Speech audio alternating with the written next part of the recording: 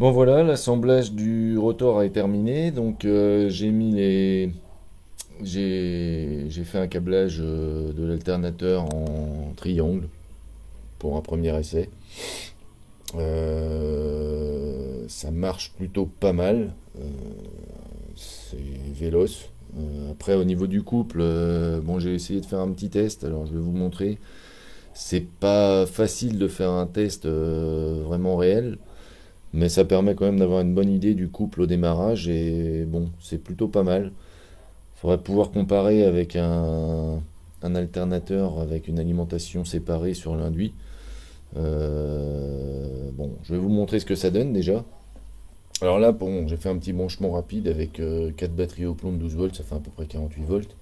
Et puis un contrôleur de 1500 watts qui lui peut monter au-delà de 60 volts. Mais bon, là pour l'essai, je me suis contenté de ça. Alors, en termes de réponse, ça marche plutôt bien. Et il monte bien en vitesse. Alors par contre, ça s'arrête net. Alors c'est d'autant plus flagrant que quand vous le tournez à la main, vous sentez bien les aimants en fait qui vous arrêtent sur chaque pôle. On a vraiment une bonne force d'attraction. Les aimants sont vraiment pas mal hein, de ce côté-là. Après, en termes de couple au démarrage, alors ce que je vais faire, c'est que je vais essayer de vous montrer ça. Pour ça, il faut que je mette la caméra. Attendez voir. On s'est positionner la caméra sur son petit trépied.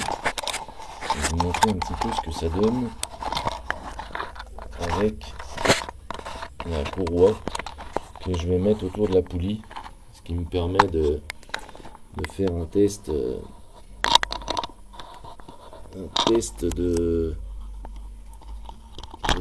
comment, de couple au démarrage. Alors, ça donne quoi? Je prends la courroie qui est ici. Voilà. Je vais la mettre dans la gorge de la poulie et je vais essayer de retenir. Alors, au départ, je retiens pas de trop. On voit que ça démarre pas trop mal. Après, si je retiens beaucoup plus, là, on sent qu'il bloque, il veut pas y aller. Si je relâche un petit peu, ça y va. Alors, évidemment, comme ça, c'est difficile de savoir de quelle force j'applique réellement pour retenir l'alternateur, mais je crois quand même que pour un couplage triangle, c'est plutôt pas mal, hein. Ça laisse présager un couple au démarrage qui est plutôt sympa. Après, en termes de fonctionnement, il n'y a rien à dire, c'est super linéaire. Ça chauffe pas plus que ça. En tout cas, bon là, il n'y a pas de charge, donc forcément, ça chauffe pas beaucoup. Le contrôleur, lui, il est froid, comme ça, c'est réglé. Non, plutôt concluant comme test. Voilà, donc la suite, eh ben, quand j'aurai trouvé le moyen de l'adapter sur le drift, parce que l'Anthrax c'est malheureusement pas le même, ça c'est un vieil alternateur et celui qui est sur le drift est plus récent.